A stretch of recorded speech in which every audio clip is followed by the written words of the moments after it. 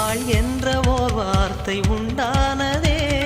காதல் என்ற மந்திரத்தின் மாயம் என்ன, கல்லும் முள்ளும் இப்போது பூவானதே. வானவில்லின் துண்டொன்று மண்ணில் வந்து யாருக்கும் சொல்லாமல் பெண்ணானதே.